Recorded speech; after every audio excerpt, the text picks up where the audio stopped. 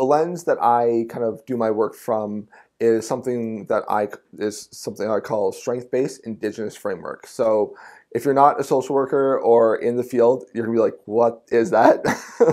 So basically what that means is strength-based is that everybody has strengths.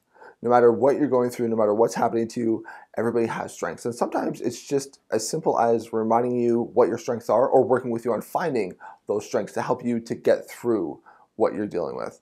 Um, and then the Indigenous framework is really within kind of Indigenous kind of worldview, ways of thinking, is that the individual does not exist in isolation.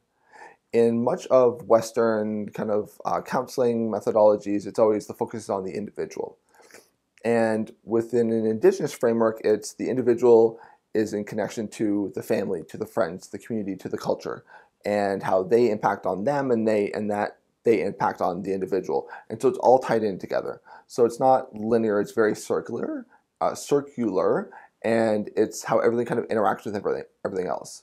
So when I talk to you, I don't just ask you about what's going on with you, or even necessarily what's going on with your family, but how do those dynamics influence you, and how does that work? And what do you want out of it? Because sometimes people come from toxic families, and people are like, well, you just need to cut out the family. Like, it's not healthy. You need to cut them out.